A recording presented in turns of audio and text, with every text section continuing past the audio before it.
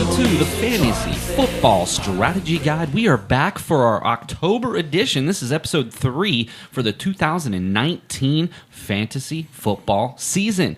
On this particular episode, we're going to recap our top 10 at quarterback, running back, wide receiver, and tight end. We're going to talk about some fantasy surprises and fantasy busts, and we're also going to take a look at the waiver wire for the upcoming week. Of course, as always, Brian Christiana, president of the Nightly News Media Club. Thank you, sir, for having me again. And Parker Rose, secretary of the Nightly News Media Club. Oh, it's awesome to be back on the podcast. And since our former comrade, Dylan Kleintop, has since moved on from the college due to graduation. I don't want to say moved on as being negative, but certainly he's graduated, got a job right almost instantly. So we're so happy for him. Unfortunately, we record the podcast when he's at work, so we had to move in a different direction. So we are here with Vice President of the Nightly News Media Club, Tyler Coleman. Tyler, welcome to the first of your experiences with the Fantasy Football Strategy Guide. Yeah, thanks for having me, guys. I listened to the last podcast you guys did, so I'm looking forward to it today. Well, that's great. At least we didn't scare you off. We've been getting some good numbers here, too, and we've been getting some excellent feedback from our listeners. So, as always, please feel free to send in any questions or comments you have about specific players or certain comments that you have. We will be back in November and December, and hopefully we'll have a recap in 2020. All right, well, without further ado, gentlemen, a lot has happened since we last spoke. After our I think we had 2 weeks in. Now we've got a much clearer picture after 6 weeks going into week 7 here, or some would argue maybe a much more murky picture than we had back then. I can honestly say that week 6 games really changed a lot in my rankings, and I think that this could be one of the first times that we have a significantly different top 10 at some of these positions. So I'm interested to get right into it. Let's start right off at quarterback. So we're going to go basically as we do. We're going to go around the table. Let's start with the top 5, and then we'll kind of go from there and see where we have some discrepancy that maybe we can argue a little bit. So the newcomer to the show, Tyler, give us your top 5 quarterbacks from 1 to 5. Okay, so the top 5 I have, of course, are number 1 being Patrick Mahomes, number 2, Deshaun Watson, number 3, Aaron Rodgers, number 4, Tom Brady, and number 5, Matt Ryan. Okay, some interesting thoughts there. How about Parker?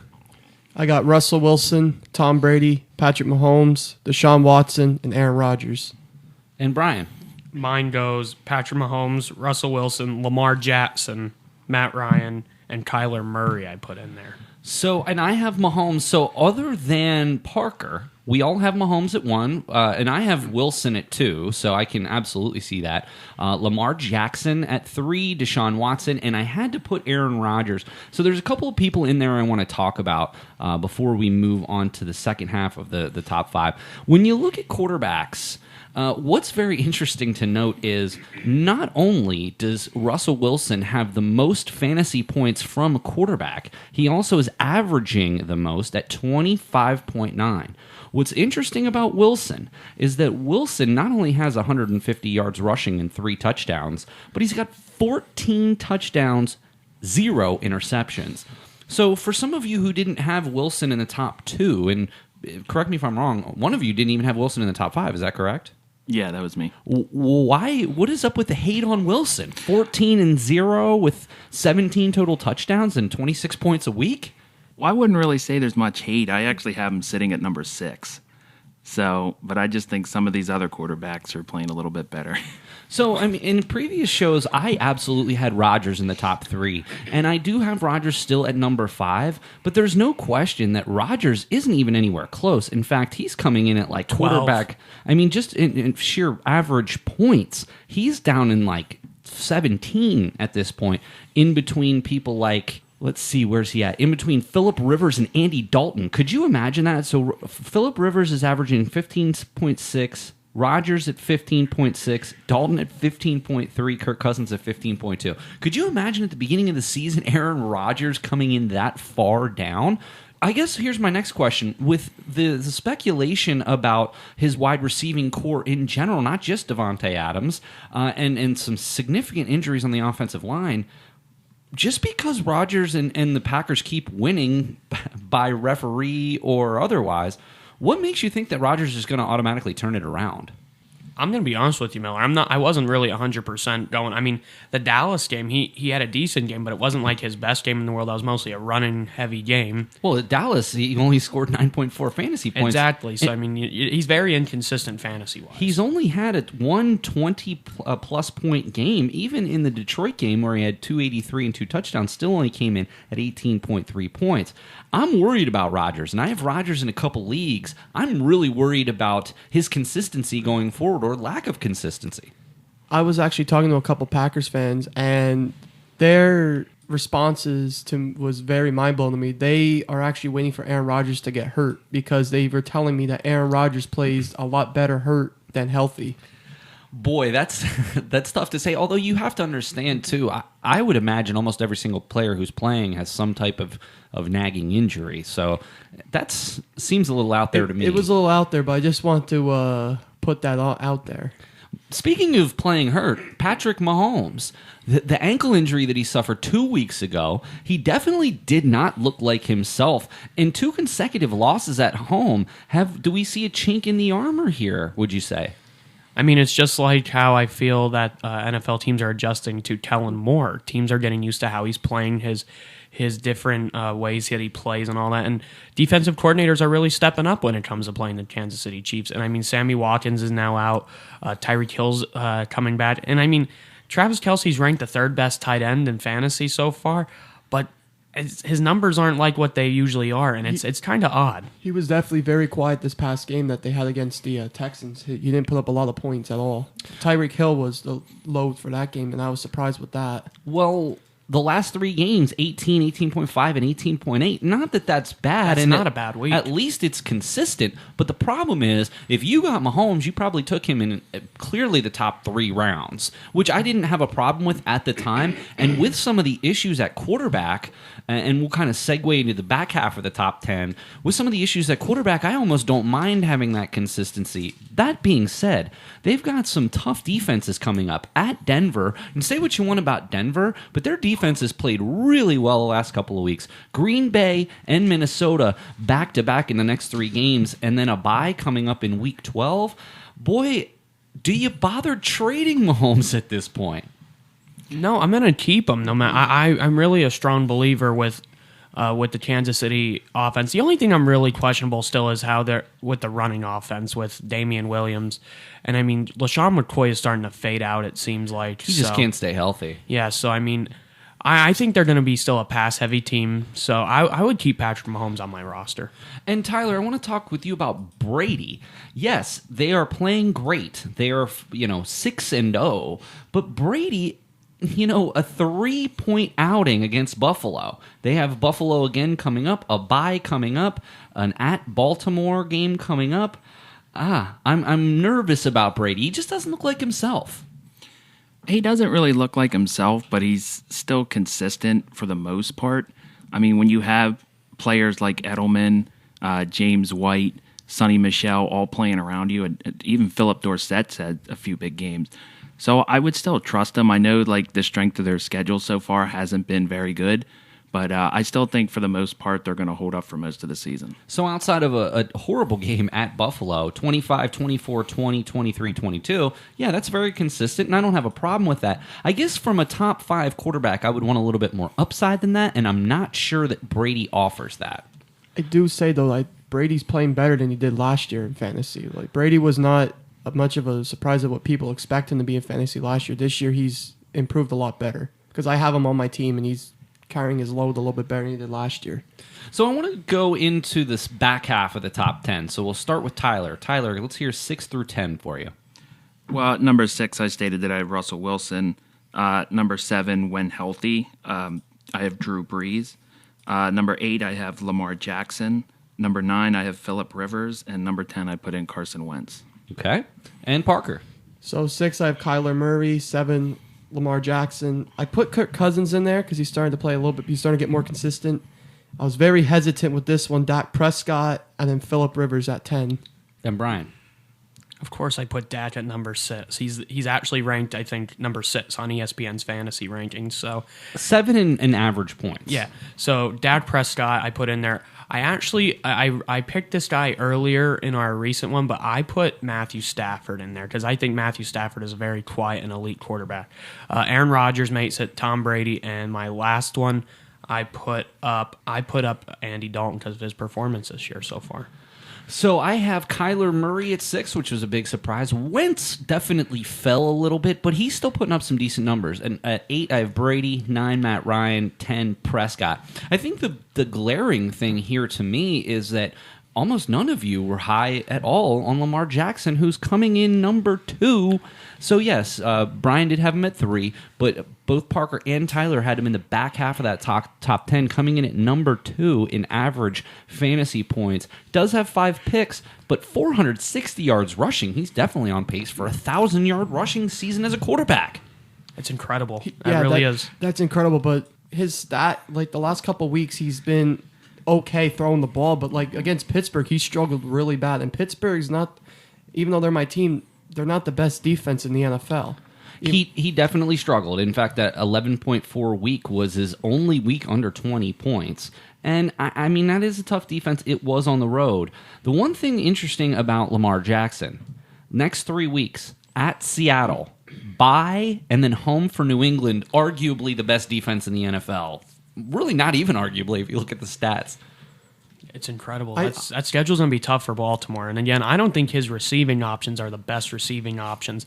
So, I mean, Mark Ingram's really stepped up in that offense. Sell high on Lamar Jackson. I still think that, I honestly think as a Steelers fan saying this, I could see Baltimore going up to Seattle and winning. Like, I'm not saying that that's out of the question. I think it's at Seattle, the defense there. I mean, I can't imagine he's going to put up big numbers. Yeah, that's a tough one with Bobby Wagner and Jadeveon Clowney. They have to keep Russell Wilson quiet if they want to have a game, because him and Chris Carson together and also the wide receiver core, it's very good. Brian, what about Kyler Murray? What are your opinions here on Murray? He's definitely had his 2 biggest games of the season at Cincinnati and home for Atlanta. And listen to the defenses coming up. The Giants, the Saints who've played well, the Niners who have played well, then you got Tampa Bay. So he's got a somewhat favorable schedule coming up here.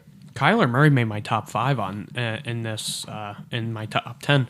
I'm really high on Kyler Murray. And one thing I really like about the Cardinals, I mean, is their offense it's a different offense. I mean, David Johnson is having a very good season so far, and Larry Fitzgerald is still getting his receptions. So, I mean, he's a solid player to have on your team. So, Kyler Murray, I would be really invested in with him. Yeah, I like Kyler Murray. I have him at 6. I'd say he's got to be definitely one of the fantasy surprises. Didn't make my list later, but we'll move forward here to running backs. Okay, running backs. This most everybody in my top 10 really are people that we knew were probably going to be top 10 players. But I will say that my number 2 player, Dalvin Cook, has been a huge surprise. I've been ringing the bell for Cook all year. It's nice to see that he's playing really well. Can I agree that, or can I guess that we all have Christian McCaffrey at number 1? I do. Christian McCaffrey's the MVP. To be perfectly honest with you, I really missed on Christian McCaffrey. Now, yes, I do have him in our league, but unfortunately, somehow I'm 1-5 because I'm like 3 in points, but I'm by far 1 in points against. But we won't get into that. McCaffrey it's unreal. He's 8 points higher in average per game fantasy points. That's almost like 2 players in one with McCaffrey, who's already has 618 yards, 7 touchdowns on the ground, another 35 catches, 305, and 2 through the air. I mean, I just missed. I just thought that I wouldn't take him in the first round because he wasn't durable, but he's proven everybody wrong. I mean, I think that's fairly safe to say. Very. I mean, this last game against Tampa Bay over in London, he had one of his more quiet games, but he still had like 22 fantasy points. So, I mean, incredible performances by Christian McCaffrey this year. And he's really only had one bad game. That was against Tampa. 16 like carries for 37 yards. He had a 7.3. Yeah, 7 points. But basically, he's had 21 plus every other game and has had 33 plus 3 games. And now they are on a bye this week. So that is something to keep in mind. But definitely McCaffrey at 1 for all of us. All right, let's talk about some of the other people in our top 5 here. Tyler, let's hear your top 5. So, as we discussed, we have McCaffrey sitting at number 1. Call me crazy, but when he's healthy, I have Saquon Barkley sitting at number 2. I think that's part of what goes into these rankings, though, because with Barkley, it's kind of tough to even understand. They think he's going to play this week. The news is that he did practice on Monday, but it's hard to say.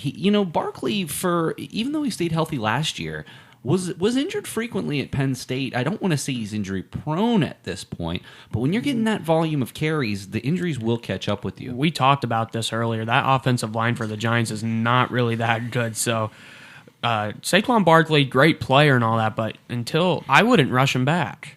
I would not rush him back. They're in it. They're only a game out. They you know are. what I mean? They almost don't have a choice. Tyler, the rest of your top 5? So I got Alvin Kamara sitting at 3. I took Zeke Elliott at number 4, and then I put Dalvin Cook at 5. And Parker? I got McCaffrey at 1, like everyone else. Chris Carson at 2, Nick Chubb at 3, Zeke at 4, and David Johnson at 5. And Brian? Dalvin Cook, number 2. Number 3, David Johnson. Number 4, Alvin Kamara. Number 5, Zeke. So I have McCaffrey, Cook, Kamara, Elliott, and Barkley. I think, honestly, outside of McCaffrey, the other 4 for me at this point are all, if you have them, you're obviously playing them. Kamara's the one that kind of is a letdown at this point. I mean, average points per game, he comes in at 7, so it's kind of difficult to say. But he's had a couple really poor games. He had one big game where he had the 9 catches for 92 yards against Seattle. But really, if you pull that game out, his best game beside that's 24, and that hasn't been since week 1. Keep in mind, guess who the Saints travel to play this week? The vaunted Chicago Bear defense. Be very careful with Alvin Kamara. They do go to Arizona in week 8, which should be good, but then on a bye in week 9. To Tyler's point, maybe Drew Brees is back by that point. Do you think Kamara gets a boost from Brees, or do you think he's getting, right now, 18 touches, 24 touches, 20, 25. He's getting 19, 18 plus touches per game. I think Brees coming back actually boosts his value again, because when Drew Brees is back, he's that Swiss Army knife. He does everything, receiving, running. That's when he gets all of his points. And that's the thing. I was just going to say that Alvin Kamara, he's more better of going out for passes at running back than actually ground and pound running back. He's more of going out for the running back pass options and all, compared to running on the ground. I'm actually really surprised that Latavius Murray hasn't gotten more run. Yeah. Last year you could have started Ingram and Kamara, and you were guaranteed at least 15 points a game. Yeah, and you were in good shape from those two. I'm really surprised, especially with Brees being out, that Latavius Murray isn't getting more run, but he has not so far. So I guess by that rationale, we should keep Kamara up in our top 5. For the back half of the top 10, instead of going around, let's pick one particular person who made your top 10 that might be a little bit surprising. Tyler? I took Mark Ingram. That's who I was going to say. That's exactly who I was going to say. Yeah. And I do think that that's interesting. But again, if you're in a PPR league, he has just 11 catches, which isn't terrible for Mark Ingram. Ingram usually doesn't even have that many. But Ingram, he's had one big game of 35. And really, other than that, a 22, a 9, an 8, a 12, a 15. I don't have an issue with him being in your top 10.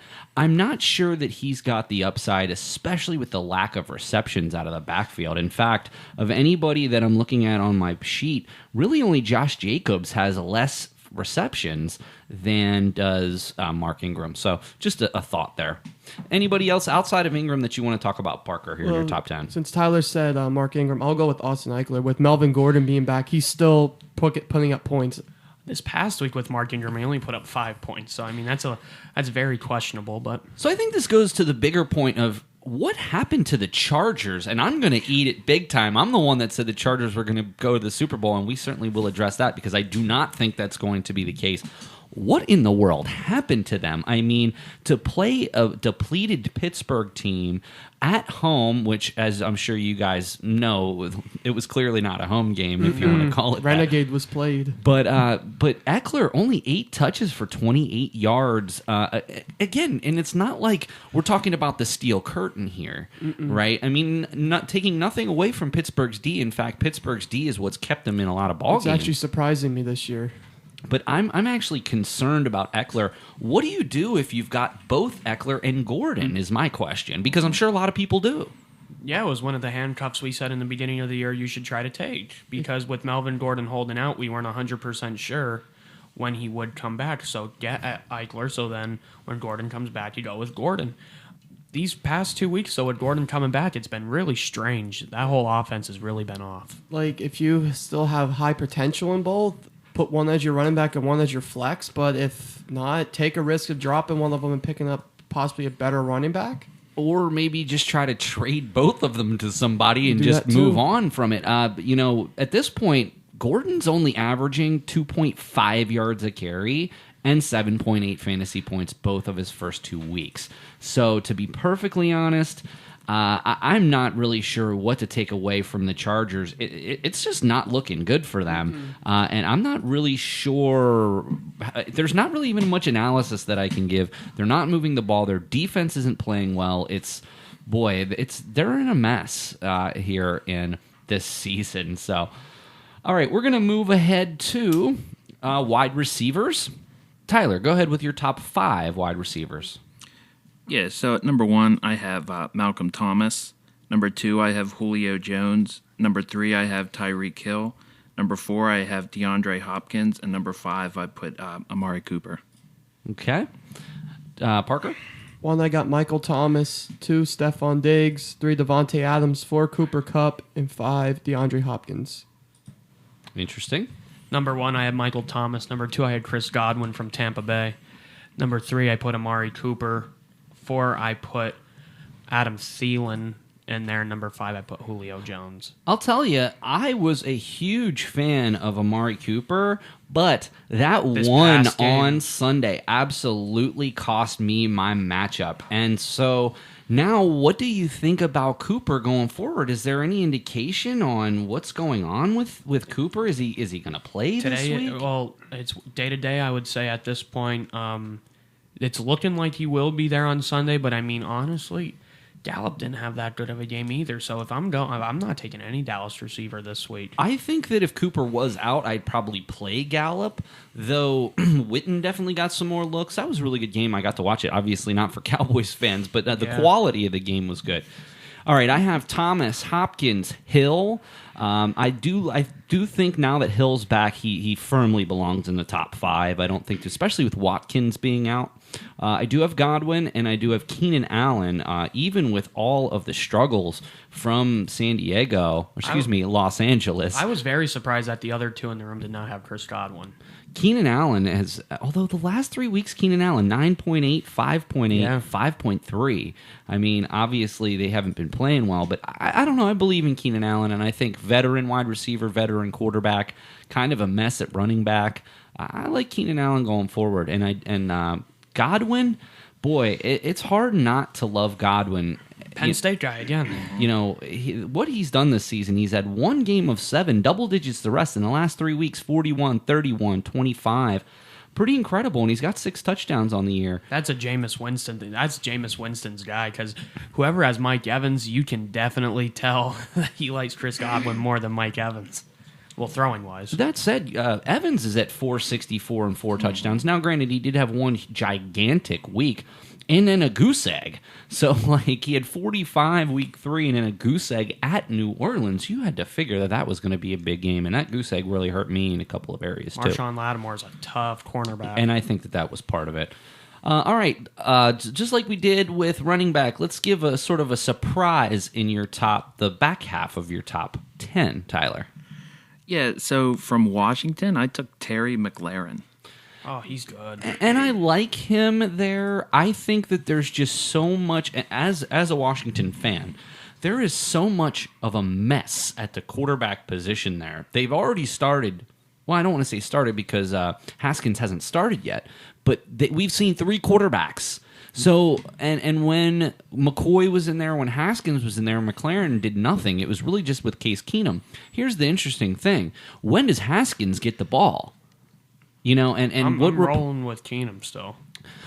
But I guess sort of on the opposite side of that, wouldn't you think that Mclaren would actually do better considering that he and Haskins were college teammates? He does better numbers-wise with Case Keenum, if I'm correct. Well, Terrell Maclaurin's also been hurt the past couple weeks. And he's only had one non-double-digit fantasy game, 23, 17, 19. Didn't play week 4, 8, and then 26. I guess sort of the biggest boon for Mclaren is the Redskins are god-awful. And they get behind very quickly, and they have to throw a lot. And they don't really have anybody else. Jordan Reed on the IR, he may be done for a career. Yes. And they really don't have anyone else to catch the ball. Even someone like Vernon Davis has been questionable and hasn't really played, and they're going with Jeremy Sprinkle, who I think has the best last name in the NFL. But honestly, I think that's the only good thing that you have for McLaurin. It's almost like... You have Montez Sweat, man. That's a cool last name. It's almost like Devontae Parker in Miami. A good wide receiver, a former number 1 pick.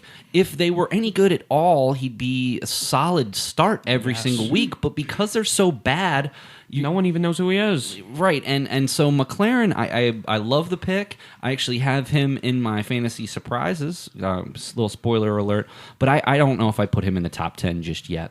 Parker? I have Julian Edelman as my surprise in the top 10.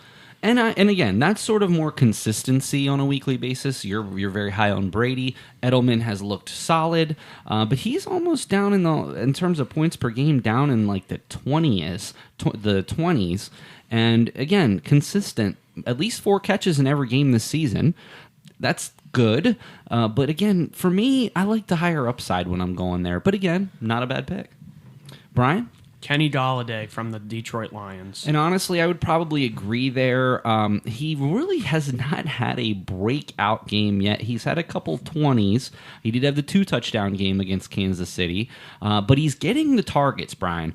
8, 9, and 10 in all 6 games. So at a minimum of 8, a maximum of 10 targets. That's what I like to see. Even with Edelman, there was a game that he only had 4 targets. I think that's the thing with the Patriots is when you are the Patriots and you're getting up by so much, maybe you're running the ball more. You see Michelle has 20-plus touches last week. Does Edelman get that volume every week? Not to mention Josh Gordon's there, as to Tyler's point, James White. There's a lot of people to spread around. In terms of the Detroit Lions, other than Marvin Jones and their rookie tight end Hawkinson, you don't really see a whole lot of targets going elsewhere. So I'm going to go with Golladay there as well. All right, gentlemen, let's just take a quick look at the top 5 tight ends, and then maybe we can talk about beyond that if you're hurting. Tyler? So at number 1, I took Travis Kelce. Number 2, I took Zach Ertz. Number 3, I have George Kittle. Number 4, I have Mark Andrews. And number 5, I have Darren Waller. Okay, and Parker?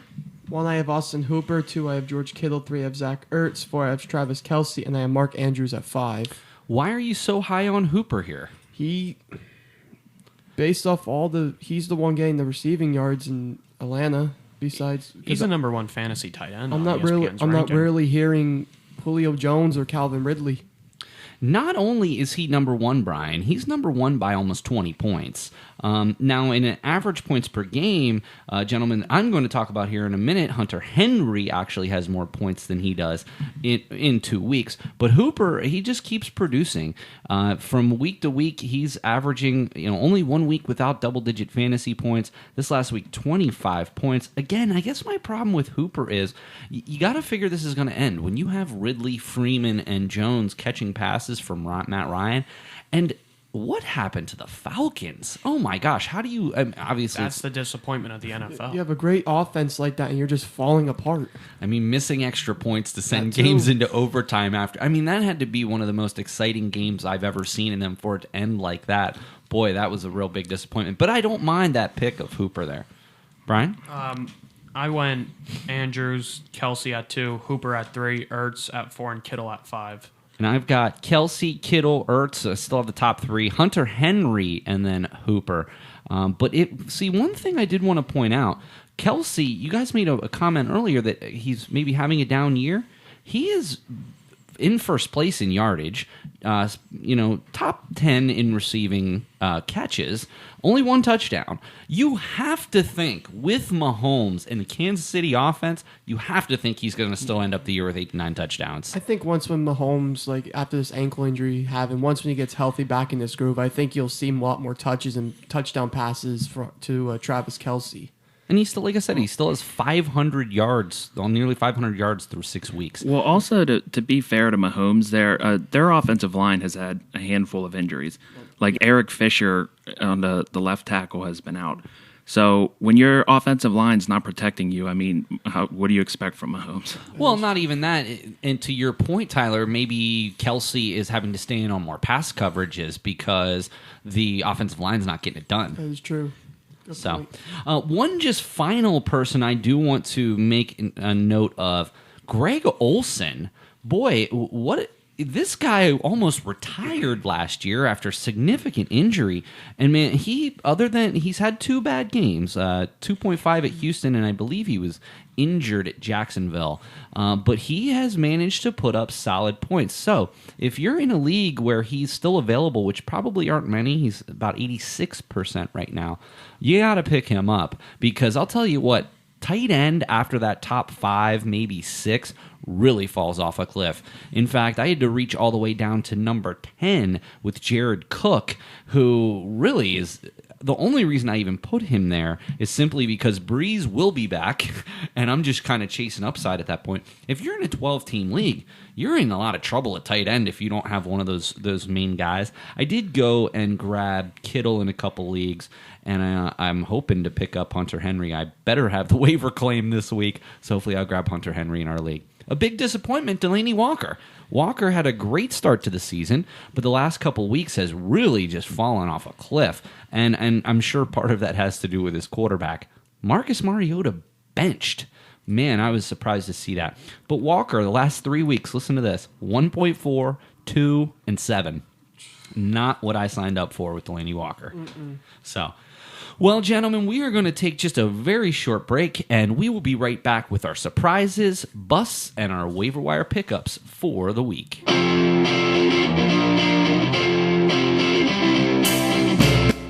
This is Dylan Kleintop, and you are listening to the Fantasy Football Strategy Guide. All right, we are back here with the Fantasy Football Strategy Guide, sitting in with the officers of the Nightly News, Brian Christiana, Nightly News President, Tyler Coleman, Nightly News VP, and Parker Rose, Nightly News Secretary, here on the Fantasy Football Strategy Guide. On the second part of the podcast, we're going to talk about fantasy surprises, busts, and I'll take a look at the waiver wire column for the week. All right, so I would like everyone, we're going to go around one at a time. Let's talk about some fantasy surprises. Now, we're going to go 3, 2, 1. So the final one you're going to say is going to be the biggest fantasy surprise in your mind. We're going to go back around the other way this time. We're going to start with Brian. Brian, who is number 3 on your fantasy surprise? I went with Courtland Sutton at number 3 from the Denver Broncos. Now, why are you so high on Sutton? Because it seems like more recently he's been starting to pick up. I mean, averaging, like it says here, 14 in a game. I mean, from where he started off to now, it seems like it's getting much better. Well, there's no question that he's had at least 7 targets in every game. Only one game without double-digit fantasy points, and that was against Chicago. And actually, I'm actually shocked at how poor Emmanuel Sanders has played. A couple of zeros in back-to-back weeks. I was really high on him earlier in the season. I think it looks like Flacco is going with Courtland Sutton, so I think that's a really interesting one. This week at Kansas City, to Indy, and then at home for Cleveland. The next 3 weeks could be juicy for Courtland Sutton, so I like that, Brian. My second one, I put Nick Chubb. I wasn't expecting this much out of Nick Chubb. Well, and I actually had him he came in at number 7 for me. Here's my concern about Chubb. What happens in just a couple weeks when Kareem Hunt comes back? Very interesting question. So I guess they're going to have to start going with the split. I mean, it's very unfortunate because Nick Chubb is such a talent. He's playing so well. He's fourth in average for running backs. He's had double digits every week, and he's had 3 games of 20-plus points. My problem, I mean, they're so bad right now. Do they trade Kareem Hunt? Does someone want him? Does he go back to Kansas Tyler, City? do you want him back? Well, I mean, that was a frustrating situation because he was a top running back, but then... He was the top running back, wasn't he? Well, yeah, in Kansas City, but I'm talking about... In the whole NFL? Oh, he was definitely top 3. But the way that the situation went down, you can't really blame the Chiefs for what they did, but... I don't agree with my hometown friend Brett Veach on this one. I don't. I understand why he did it, because, you got to look good for the public. But team-wise, I do not agree with Brett Veach. And imagine how the Chiefs would look right now if they had Hunt coming back off of this suspension. So, and number 1, Brian. I had for my number 1 so far is Leonard Fournette. Fournette is an interesting case. Certainly, someone who has not come up on this podcast thus far, Gardner Minshew, has really done some incredible things. What I think is interesting about Fournette this year, Brian, other than the game at Denver, in which he ran for 225 yards, did you know Leonard Fournette's got at least 4 catches in every other game this season? Last year we were looking at him as one of our biggest busts of the season. So, this is really great to see him stepping back up. Now, that being said, other than that 225-yard game, only 100 yards in one other game does have, listen to the next 3 games here, at Cincinnati, home for the Jets, home for Houston. And say what you want, Houston has looked good, but they haven't really been stopping anyone. I could look for Fournette to have some big games coming up here in the next couple of weeks, so I like that pick. All right, Parker, let's talk about your fantasy surprises. So I put Stefon Diggs at 3. I thought he was the biggest surprise. After all the stuff that was going on with the Kirk Cousins and Adam Thielen and Stefon Diggs, I didn't expect Stefon Diggs to have as much of a big game as he did this past week. Definite recency bias, I would say. What are your opinions? Now, he is averaging 12.8, but a lot of that came from this week. Do you think that this week was a sign of things to come? Is that what you mean? That's what I'm thinking of. I can see where Stefon Diggs is coming from not getting the ball, because when he's not getting the ball and they're throwing it, Adam Thielen's getting the ball, because there's both 2 talented wide receivers in Minnesota. But if they're not throwing the ball, they have a talented running back in the backfield. So that's why I put Stefon Diggs as one of my biggest surprises this week. Okay. Number 2. I put Greg Olson because, like you said, Professor, how you're saying how he been quiet, but I have him on my bench. And when Evan Ingram went down with an injury, I put Greg Olson in, and it helped me win my couple weeks that he was out. So Olson's definitely had a little resurgence here, but what about Kyle Allen? Honestly, it's almost like Greg Olson's a different person with Kyle Allen. I'm interested to see how this goes. And from everything I'm hearing, Cam Newton probably not going to be back for a little while. I was just going to say that. I heard that when Cam gets back, he might just be backup. So we'll have to see.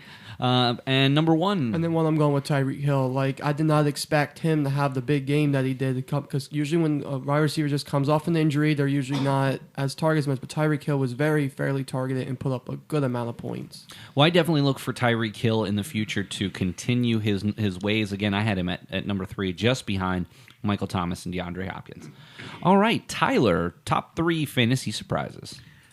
Well, at number 3 and number 2, I went with both tight ends. I took Darren Waller and Mark Andrews, just based off of the fact that, we kind of talked about Kelsey, Ertz, and Kittle being like the top 3 tight ends, and then you're kind of looking around for who else can fill in. Well, I think those 2 have pretty much stepped up and been like, okay, they're definitely options that you would consider starting every week now. Here's my question. I play in a league where we don't start a tight end, and in fact, if you have tight ends, you can use them it's like a wide receiver tight end flex. I wonder if some of my leagues next year, I'm going to try to push toward that, because if you don't get one of those elite top 3 to 5 tight ends, you just... Even honestly, and as much as I like Waller and even Mark Andrews, you're still, they're not putting up eye-popping numbers. In fact, Waller hasn't even scored a touchdown this year. Now, he does have 37 receptions, but at 12 points, 13 points average, I'm starting to wonder if tight end's really even a viable position anymore in fantasy. So, who's your number one surprise, Tyler? Well, with number one, I definitely had to go with Chris Godwin, just because we know the struggles that Winston has. So to see Winston and Godwin be able to get on the same page as much as they have this season has really looked good for Tampa Bay. Does Winston keep his job? No, he's gone. He's done after this season. I'm saying for the rest of the season. Oh yeah, I think that's gonna stay. Like I said, from when he even came out of college, I didn't think he was that good. Everybody spoke so highly of him. He's not a good quarterback at all. I'm sorry, Florida State fans, and I'm sorry, Tampa Bay fans, if I'm offending you by saying that. Who's their backup? Oh, I don't know. That even tells you how much I pay attention to the Tampa Bay Buccaneers. I mean, Blaine Gabbert is on the IR. Ryan Griffin, I'm assuming, is their backup. Maybe that's why they just continue to roll him out there. But 5 turnovers the other day. I mean, 400 yards, 1 touchdown, 5 interceptions, 2 fumbles. I don't understand how they can even allow this. But here's the question. If they bench him, does that make Evans and Godwin unusable? I think that helps Evans, honestly. Well, last year they benched Jameis Winston, and they had Ryan Fitzpatrick in as quarterback. Hey, guess what? Ryan Fitzpatrick probably available from the Miami Dolphins if they wanted to make a trade to get him back in there and get Fitzmagic fired up for a second year in a row. Oh, yeah. They're still in it too, though. That's what's interesting. I guess they don't really have another choice, and they won't lose this week because they're on a bye. So interesting to see the situation in Tampa. They do have at Tennessee, at Seattle, and home for Arizona the next 3 weeks. So there's at least 2 winnable games there. So interesting to see.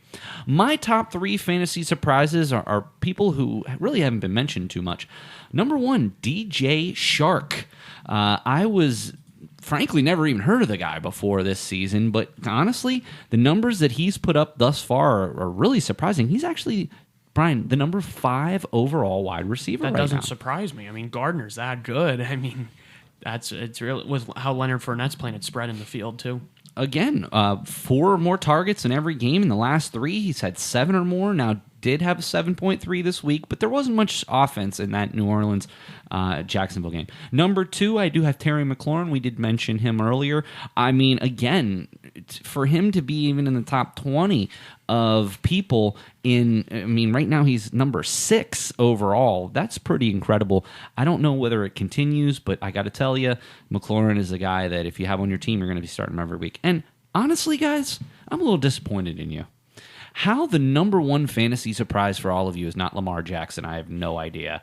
We were railing on him. Listen to this, and this is probably part of the reason I'm 1-5. I dropped Lamar Jackson week 1 to pick up Gronk. Now, how funny is that? So I'm going to own that because I had Roethlisberger, and of course, this was before Roethlisberger ended up getting hurt, and I didn't want to carry 2 quarterbacks. And so I dropped Jackson, and then he goes off, and then Roethlisberger gets hurt. Now, fortunately, I was able to pick up Kyler Murray, but I think imagine my team if I would have had Lamar Jackson. I'd be in first place. You're probably right. So, honestly, though, Lamar Jackson, I was as poor as he looked passing last year, he's definitely looked good. He does have 5 picks, but that rushing, I mean, gosh, he's got as much rushing, outside. Even Kyler Murray he's got almost twice as much as Kyler Murray. So, all right, let's talk fantasy busts. Brian, let's start with you. Number 3.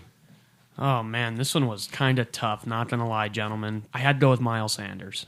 Is he a bust, though? Because of where you were getting him. We all thought he was going to be taking over Jordan Howard's spot and going to be the next big thing in Philly.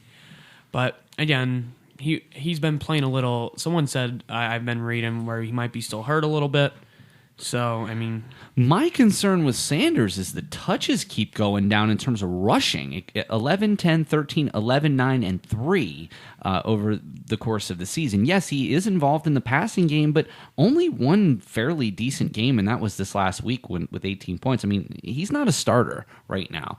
And frankly, even Jordan Howard, other than the 1-3 touchdown game, he hasn't really done much either, but that just goes to show you the Eagles haven't done much this year at 3-3.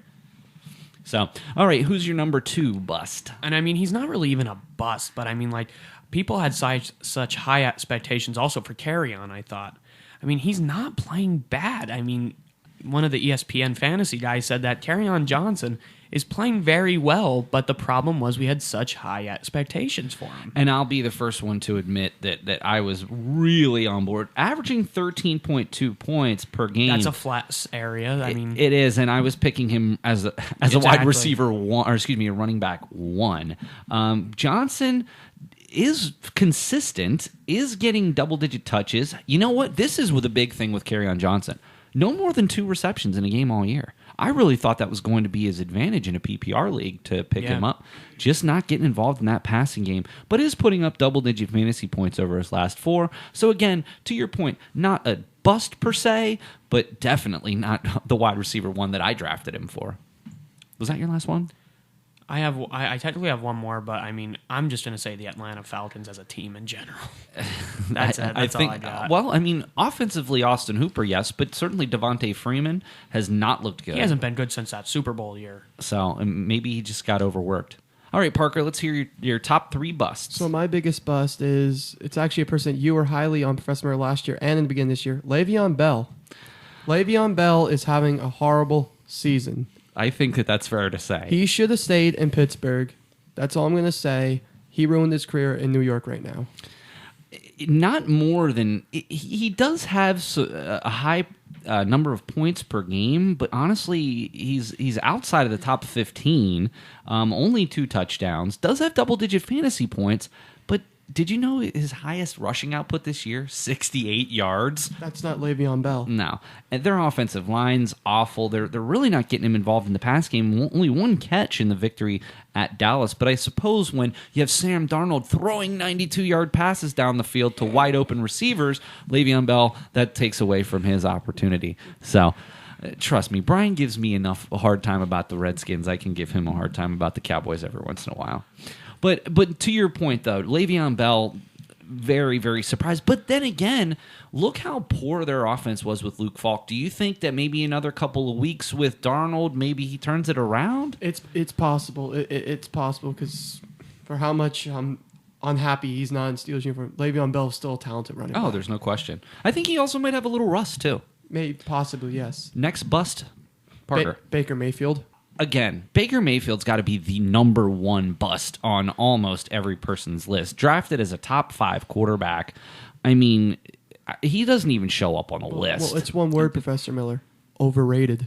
I think he leads the league in interceptions, doesn't he? I wouldn't be surprised. He does lead the league in interceptions with 11. Jameis Winston comes in at 10. 5 touchdowns, 11 picks. Here's what's the most surprising to me about Baker Mayfield. Only 35 yards rushing. Phillip Rivers has 24 yards rushing. I mean, that was really supposed to be part of his game, the rushing, and he's just not adding anything with his legs. Frankly, I'm surprised he's still starting. I mean, I guess you don't really have much of a choice but to keep running him out there, but wow. He has only 2 double-digit fantasy games at Baltimore and this week against Seattle. Somehow he got 19 points. He did have a rushing touchdown. What about the -2 at San Francisco? I had him on my team, and that's why I lost those -2 points last week. Wow, yes, Baker Mayfield without question. And then one, it's a guy that I thought was going to be having a good season. He's just having a rough year. Joe Mixon. Last week against Baltimore, he couldn't get anything going. Giovanni Bernard was playing. I feel bad for Joe Mixon. They don't have an offensive line in Cincinnati at all. I gotta say too, Joe Mixon is really, really high on my bust list. I'm really just disappointed. He came into the season injured, but I just think they're just so bad. I can't make excuses for him no more. I just feel bad. Offensive line and everything. They just can't get it going. Tyler, top 3 fantasy busts. So, yeah, I definitely agree with Parker because those are 3 guys that I was considering on my list. But number 3, I put Jared Goff. The performance last week, comment on that, Tyler. He's just looked bad all year. And for a quarterback that has taken his team to the Super Bowl last year and then the Rams gave him that huge contract, I think it's safe to say that he's underperforming for what people expected. I would say. All right. Well, the only person I wanted to mention on the bust, I had mentioned Baker Mayfield, Joe Mixon, Parker, and I saw eye to eye. Emmanuel Sanders. I was so high on Emmanuel Sanders this year. Brian, I got to give you credit on the discussion of Courtland Sutton, but oh my gosh, he's really disappointed this year. I guess the whole Broncos team as a whole is really disappointed. Yeah.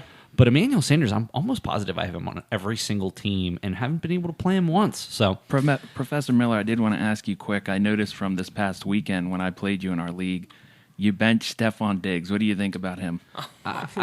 It's you know what? I just can't make the right choices. I have Will Fuller on my bench for a 50-point game. I put Fuller in, bench Diggs, and then that cost me the week. Yeah, he dropped 4 touchdown passes. I mean, it's so. Would you consider him a bust?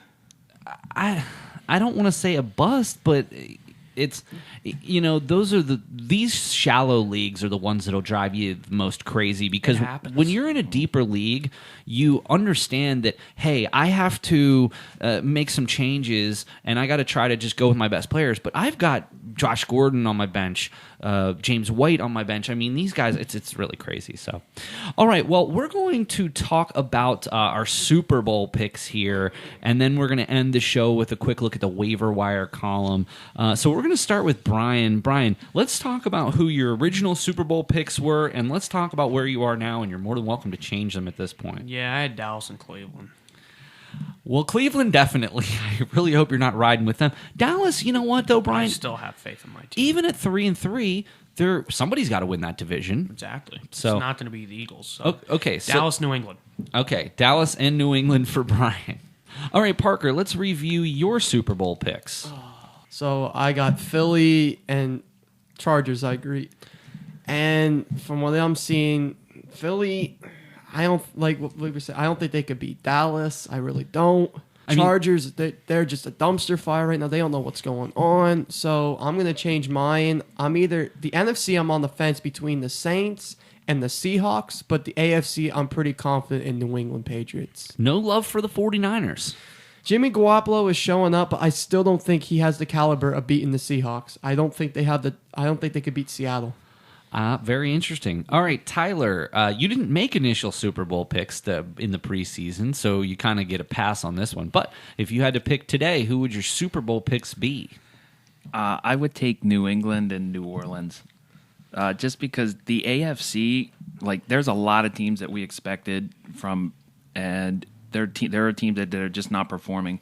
You look at teams like Pittsburgh, 2-4, the Chargers, 2-4, the Browns, who had high expectations, are failing. So I really considered Kansas City to be a threat to New England, but with the injuries that they've had and how bad their defense has looked the past couple games, I don't know if they're going to be able to do it. Maybe Houston, possibly. I got to tell you, Houston has looked fantastic the last couple of weeks. But to my earlier point, yes, their offense looks great, but their defense can't stop anybody. And I'm Houston as having J.J. Watt and Clowney, but since they traded Clowney, which really did seem odd to me. I know he wanted out. He wanted a long-term deal. They don't want to give it to him. But, gosh, trading him, and they really didn't even get that much back for him either. I really think that is going to come back to bite them in the end.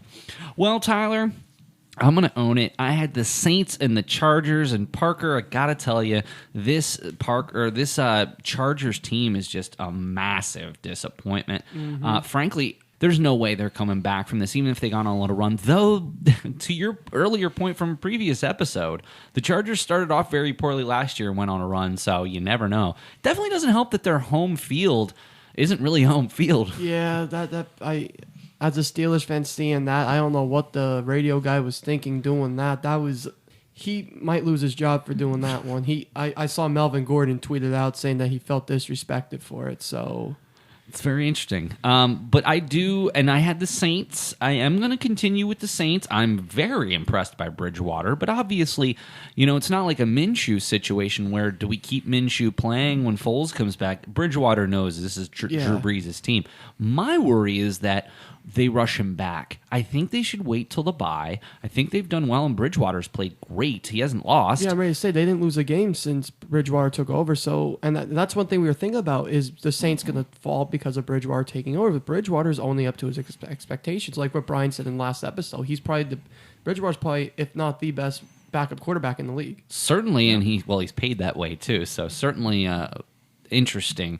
And maybe this is something where long term he stays around and maybe signs a long term deal with the Saints. Because Breeze don't have a lot left in the tank. Breeze is getting up there. It's hard to say. Who knows what he's like when he comes back? He looked okay so far in the season. So I am going to go with the Saints and the Patriots as much as that pains me to say. The Patriots just... It's not even just, it's the whole package. It's the offense, the defense, the special teams. They've scored more points on defense and special teams than they've allowed points. I mean, just that stat alone is Well, to be fair to that schedule, the team, they're 6-0, but the teams that they've beaten have a combined record, I think, of 7-22. Well, 6 of those losses are to the Patriots. Yeah, So, I mean, you can't really say much when you're beating teams like the Jets and the Dolphins and the Redskins. You know, I'll be more interested when they do play like the Chiefs, the Eagles, the Cowboys later in the year to see how they do then. To your point, though, they do get 2 more games against the Jets and the Dolphins. Look, we know the Jets are having a rough year, but you got to give them credit. They beat Dallas. Come on. They did beat Dallas, and Dallas was projected to beat them with a good margin of points. There was a lot of Dallas Super Bowl talk when they were 3-0, but then when you lose to, who was it, the Saints, Packers, and now the Jets, where's all the talk now? I'm sorry. Brian and I argue all the time. Dak is not as elite as what people think he is. I'm sorry. I'm sorry, Dallas fans that are listening. I'm sorry that you're upset that I'm telling you this.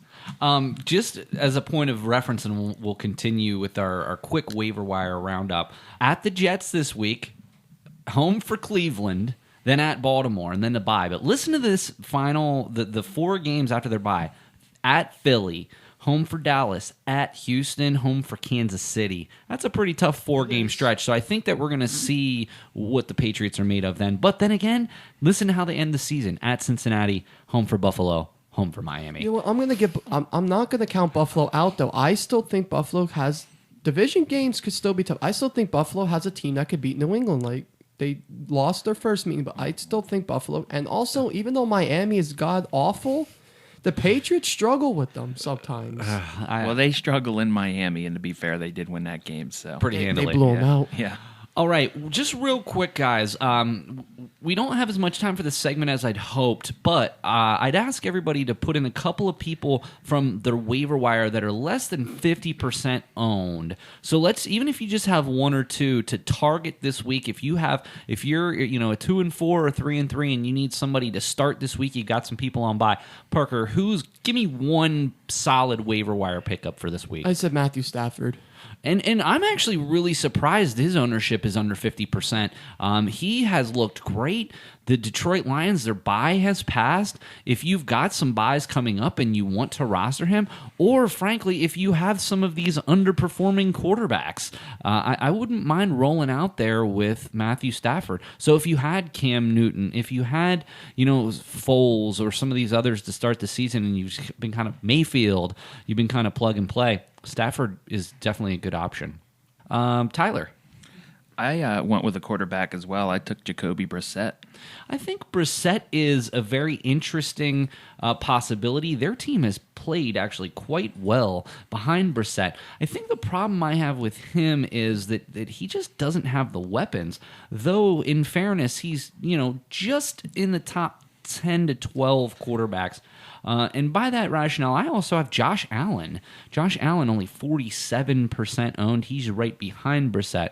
I like Allen a little bit more because of the rushing, but definitely Brissett's got some more upside in terms of passing and touchdowns, I think. So definitely we got a couple of quarterbacks here that are definitely out there in more than 50% of leagues.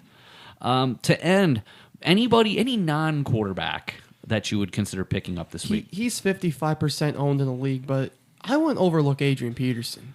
That it seems like with the Redskins having trouble with quarterbacks, Adrian Peterson's getting a workload, and he actually put up some good points this past. Like, he's not playing as bad as... I think with Adrian Peterson last week, I think this is the week that you pick him up, or you're probably going to miss on him, because I think the running back waiver wire is so thin that I think Peterson's probably going to be owned in at least 80% of leagues by Wednesday. I only saw he was only 55%, and I was actually surprised with that number too.